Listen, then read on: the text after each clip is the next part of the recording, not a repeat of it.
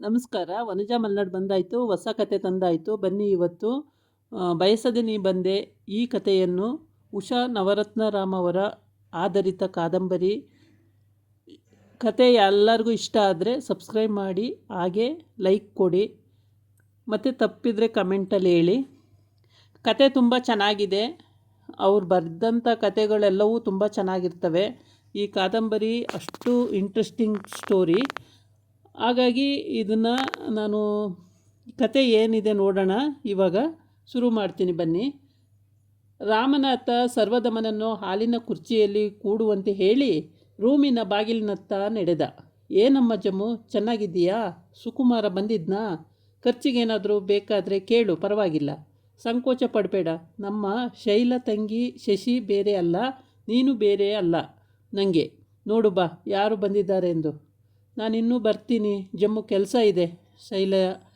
ಶೈಲಜಾ ಮುನಿಯನ್ನೆತ್ತಿಕೊಂಡು ನಂಜಿಗೆ ಏನು ಹೇಳಿ ಹೊರಟಳು. ಯಾರೋ ರಾಮಣ್ಣ? ಎಷ್ಟು ದಿನಗಳ ಮೇಲೆ ಅವಳ ದನಿ ಕೇಳಿ ಸರ್ವದಮನ ಪುಳಿತನಾದ. ನೀನೇ ನೋಡು ಬಾ, ಅವನು ತೋಟಕ್ಕೆ ಕೆಲಸದ ಮೇಲೆ ಹೊರಟು ಹೋಗ್ತಾನೆ, ಒಂದು ಸಲ ನೀನು ನೋಡಬೇಕು ಅಂತ ಅಂದ. ಕರ್ಕೊಂಡು ಬಂದೆ. ರಾಮನಾಥ ಹೇಳುತ್ತಾ ಹೊರಟ. ನೀವಿಬ್ಬರು ಅದೇನು ಮಾತಾಡ್ತೀರೋ ಮಾತಾಡಿ, ನಾನು ನನ್ನ ಸ್ಕೂಟರ್ ರಿಪೇರಿ ಬಿಟ್ಟಿದ್ದೆ, ತಗೊಂಡು ಬರ್ತೀನಿ. ಇವತ್ತು ಮಹಾವೀರ ಜಯಂತಿ ಅಂತ ನಮಗೆ ರಜಾ ಇರೋದ್ರಿಂದ ಎಲ್ಲ ಸರಿಯಾಗಿ ಆಗಿದೆ. ರಾಮನಾಥ ಹೊರಟೇ ಬಿಟ್ಟ. ಸರ್ವದಮನ ಕುರ್ಚಿಯಲ್ಲಿ ಕುಳಿತು ರೂಮಿನ ಬಾಗಿಲತ್ತಲೇ ನೋಡುತ್ತಿದ್ದ. ಒಂದೆರಡು ನಿಮಿಷ ಕಾದ. ಅವಳು ರೂಮಿನಿಂದ ಹೊರಗೆ ಬರಲಿಲ್ಲ. ಅವಳಿಗೆ ತನ್ನನ್ನು ನೋಡಲು ಇಷ್ಟವಿದೆಯೋ ಇಲ್ಲವೋ, ತಾನು ಬಂದುದೇ ಸರಿಯಾದದ್ದೋ ಅಲ್ಲವೋ, ಅವನ ಮುಖ ಒಯ್ದಾಡಿತು. ಕೊನೆಗೆ ತಾನೇ ಧೈರ್ಯ ಮಾಡಿ ರೂಮಿನತ್ತ ನಡೆದ. ಬಾಗಿಲ ಬಳಿ ನಿಂತು ಮೆಲ್ಲನೆ ಕರೆದ, ಜಮ್ಮು. ಒಳಗಿನಿಂದ ಉತ್ತರ ಬರಲಿಲ್ಲ. ಜಮ್ಮು, ನಿಂಗೆ ನಾನು ಬಂದದ್ದು ಸರಿ ಎನಿಸದಿದ್ದರೆ ಹೇಳಿಬಿಡು, ನಾನು ಹೊರಟು ಹೋಗ್ತೀನಿ. ಒಳಗೆ ಬಿಕ್ಕುತ್ತಿದ್ದಳು ಕೇಳಿಸಿತು. ಒಳಗಡಿಯಿಟ್ಟ. ಜಮ್ಮುನ ಮಂಚದ ಮೇಲೆ ಕುಳಿತು ಮಂಡಿಯಲ್ಲಿ ಮುಖ ಹುದುಗಿಸಿ ಅಳುತ್ತಿದ್ದಳು. ಜಮ್ಮು, ಅಳುಬೇಡ, ನಾನು ಕ್ಷಮೆ ಕೇಳಲು ಬಂದಿದ್ದೇನೆ. ನಾನು ನಿಮ್ಮ ತಂದೆ ಸುಕುಮಾರನ ಕೈಗೊಂಬೆಯಾಗಿ ಮೋಸ ಹೋದೆ.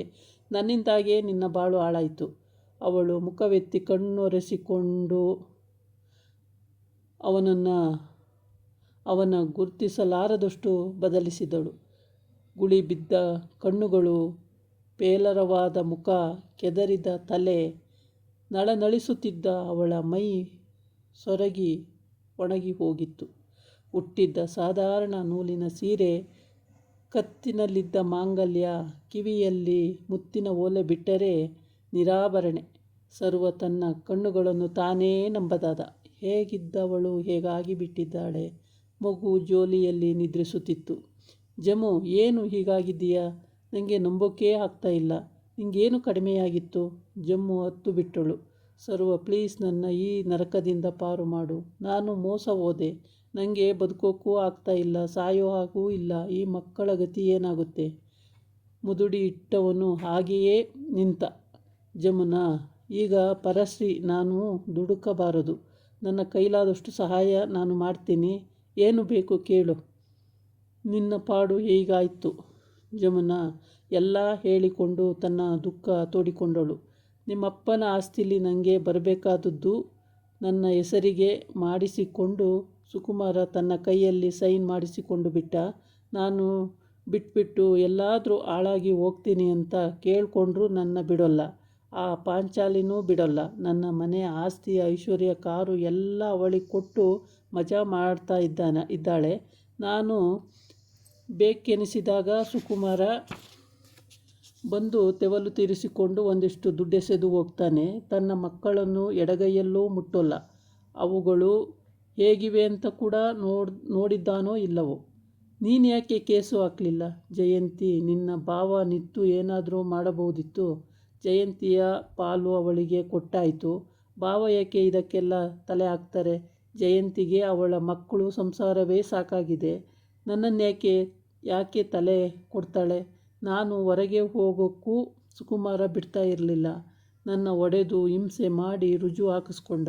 ನನ್ನ ಲಾಯರ್ಗೆ ನಾನೇ ಇಷ್ಟಪಟ್ಟು ಅವನ ಹೆಸರಿಗೆ ಮಾಡಿದೆ ಅಂತ ಹೇಳಿದ್ದಾನೆ. ಈ ಮುಖ ಹೊತ್ಕೊಂಡು, ಈ ಮಕ್ಕಳನ್ನ ಹೊತ್ಕೊಂಡು ನಾನು ಯಾರ ಹತ್ರ ಹೋಗಲಿ? ರಾಮನಾಥ ಶೈಲಜಾ ಇರೋದ್ರಿಂದ ಇಷ್ಟರ ಮಟ್ಟಿಗಾದರೂ ಇದ್ದೀನಿ. ಇಲ್ಲದಿದ್ದರೆ ಎರಡೂ ಮಕ್ಕಳನ್ನು ಕತ್ತರಿಸಿ ಸಾಯಿಸಿ ನಾನು ನೇಣು ಹಾಕಿಕೊಂಡು ಸಾಯ್ತಿದ್ದೆ. ಮತ್ತೆ ಅಳಲು ಪ್ರಾರಂಭಿಸಿದಳು. ಜಮ್ಮು, ಧೈರ್ಯ ತಗೋ, ನಾನಿದ್ದೀನಿ, ಖಂಡಿತ ನಿನ್ನ ಕೈ ಬಿಡೋಲ್ಲ. ಪ್ರೀತಿ, ಪ್ರೇಮ, ಮದುವೆಲೇ ಕೊನೆಗೊಳ್ಳಬೇಕಾಗಿಲ್ಲ. ನಿನಗಾಗಿ ನನಗಿದ್ದ ಪ್ರೀತಿ ಸತ್ವ ಪರೀಕ್ಷೆಯ ಕಾಲ ಇದು.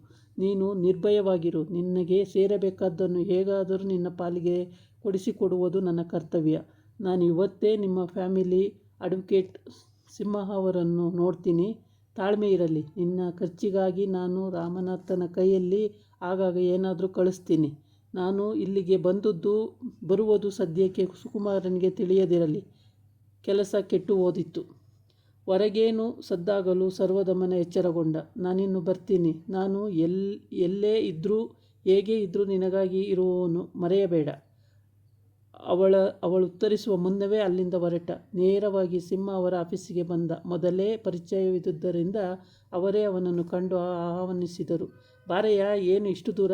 ಸರ್ವದಮನ ಅವರ ಮುಂದೆ ಕುಳಿತು, ನನಗೊಂದು ಉಪಕಾರ ಮಾಡಬೇಕಾಗಿತ್ತು.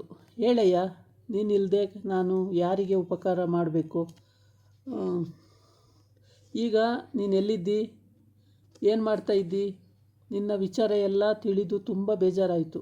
ಅದೆಲ್ಲ ಮುಗಿದೋದ ಕತೆ. ನನಗೆ ಜಮುನ ತನ್ನ ಹೆಸರಿಗಿದ್ದ ಆಸ್ತಿಯನ್ನೆಲ್ಲ ಸುಕುಮಾರಂಗೆ ಬರೆದು ಕೊಟ್ಟಿದ್ದುದರ ಮಾಹಿತಿ ಬೇಕಾಗಿತ್ತು.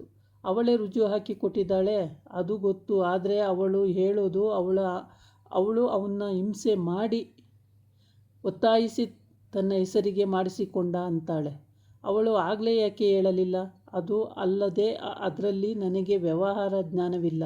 ನನ್ನ ಪತಿಯಾದ ಸುಕುಮಾರನಿಗೆ ತನ್ನೆಲ್ಲ ಸ್ಥಿರಚರ ಆಸ್ತಿ ಕೊಟ್ಟಿರುತ್ತಿದ್ದೇನೆ. ನನ್ನ ಪರವಾಗಿ ಅವರೇ ಎಲ್ಲ ನೋಡಿಕೋಬೇಕು ಅಂತ ಬರೆದು ಕೊಟ್ಟಿದ್ದಾಳೆ. ನನಗೂ ಗೊತ್ತು. ಆದರೆ ಅವನ ಪ್ರೂವ್ ಮಾಡಿದ್ದಾನೆ ಅನ್ನೋಕ್ಕೆ ಸಾಕ್ಷ್ಯಾಧಾರಗಳೇನೂ ಇಲ್ಲ.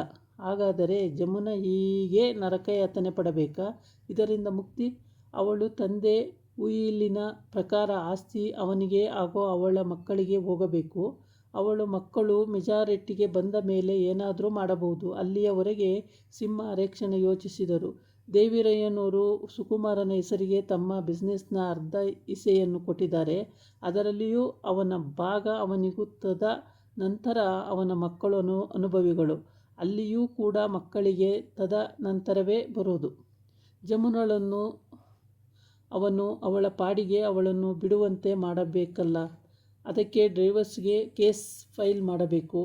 ಫಿಸಿಕಲ್ ಆ್ಯಂಡ್ ಟಾರ್ಚರ್ ಅಂತ ಪ್ರೂವ್ ಆಗಬೇಕು. ಅಲ್ಲಿಯವರೆಗೆ ಅವಳು ಕೋರ್ಟಿಗೆ ಅಲೆದಾಡಬೇಕಾದಿತ್ತು. ಸಾಕ್ಷಿಗಳು ಸರಿಯಾಗಿ ಸಿಗಬೇಕು. ಈಗ ಅವನು ಅವಳ ಗಂಡನಾಗಿರುವುದರಿಂದ ಅವಳಿಗೆ ಕಾನೂನುಬದ್ಧವಾಗಿ ಎಲ್ಲ ಆದ ನಂತರ ಸಿಗುತ್ತದೆ. ಸಿಂಹ ಹೇಳಿದಾಗ ಸರ್ವದಮನ ಒಪ್ಪಲಿಲ್ಲ. ಅದ್ಯಾರೋ ಪಾಂಚಾಲಿ ಅನ್ನೋಳನ್ನ, ಈಶ್ವರ್ನಂಥವ್ರನ್ನ ಅವನು ಇಟ್ಕೊಂಡಿರುವ ತನಕ ಎಲ್ಲ ಡೇಂಜರೇ. ಅವನಿಗೆ ಸಿಪ್ಪೆ ನೆಕ್ಕಿಸಿ ಹೋದರೆ ಜಮುನಳಿಗೆ ಏನೂ ಉಳಿಯೋಲ್ಲ. ಹೇಗಾದರೂ ಮಾಡಿ ಜಮುನ ಆರ್ಥಿಕವಾಗಿ ಬಲವಾಗಬೇಕು, ಸ್ವತಂತ್ರಳಾಗಬೇಕು. ನೀವು ಉಪ್ಪು ತಿಂದವರು, ನೀವು ಏನಾದರೂ ದಾರಿ ತೋರಿಸಬೇಕು. ಇಲ್ಲದಿದ್ದರೆ ಅವಳು ಹುಚ್ಚಿಯಾಗುತ್ತಾಳೆ. ಇಲ್ಲದಿದ್ದರೆ ಅವಳ ಮಕ್ಕಳು ಸಾವನ್ನಪ್ಪುತ್ತಾರೆ. ಸಿಂಹ ಪೆನ್ನೊಂದನ್ನೆತ್ತಿಕೊಂಡು ತಿರುಗಿಸಿದರು. ಅವನನ್ನು ಬೇರೆ ಎಲ್ಲಾದರೂ ಹಿಡಿದು ಕೋರ್ಟ್ ಹತ್ತಿಸಿದರೆ ಒಂದೊಂದಾಗಿ ಎಲ್ಲ ಹೊರಗೆಳೆಯಬಹುದು. ನಾನು ಅವನ ಅಡ್ವೊಕೇಟ್ ಆಗಿರುವುದರಿಂದ ಅವನ ವಿರುದ್ಧ ಏನೂ ಹೇಳಲಾರೆ. ಅವನು ಆಡಿಟರ್ ವೇದಾಂತನನ್ನು ಒಮ್ಮೆ ಭೇಟಿಯಾಗು. ಅವರೇನಾದರೂ ಸಹಾಯ ಮಾಡಬಹುದು. ಸರ್ವದಮನ ಅವರಿಗೆ ವಂದನೆ ಸಲ್ಲಿಸಿ ವೇದಾಂತರನ್ನು ನೋಡಲು ಹೊರಟ. ಆಸ್ತಿ ಹಿಡುವಳಿಯಲ್ಲಿ ಆಸ್ತಿಯ ಖರ್ಚು ವೆಚ್ಚಗಳಲ್ಲಿ ಬೇಕಾದಷ್ಟು ಕಾನೂನು ರಹಿತ ಹೆಜ್ಜೆ ಇಟ್ಟು ಕಂಟ್ಯಾಕ್ಸ್ ರಿಟರ್ನ್ಸ್ಗಳಲ್ಲಿ ಗೋಲುಮಾಲು ಮಾಡಿ ಕೊನೆಗೆ ಆ ತಪ್ಪನ್ನು ತನ್ನ ಆಡಿಟರ್ಸ್ ಮೇಲೆ ಹೊರಿಸಿ ಅಷ್ಟಿಷ್ಟು ತೆರಿಗೆ ಕಟ್ಟಿ ಮಿಕ್ಕವರ ಕೈ ಬಿಸಿ ಮಾಡಿ ಬಚಾವಾಗಿದ್ದ. ಅವನ ಆಡಿಟ್ಗಳಿಗಾಗಿ ಮುಂದುವರಿಯುವುದಿಲ್ಲವೆಂದು ವೇದಾಂತಂ ತಿಳಿಸಿದರು. ತಮಗೆ ಕೆಟ್ಟ ಹೆಸರು ತಂದ ಅವನ ಮೇಲೆ ಸಾಕಷ್ಟು ರೋಷವೂ ಇತ್ತು. ಇದಾಗಿತ್ತು ಇವತ್ತಿನ ವಿಡಿಯೋ. ನಾಳೆ ಇನ್ನೊಂದು ವಿಡಿಯೋ ಜೊತೆ ಬರ್ತೀನಿ.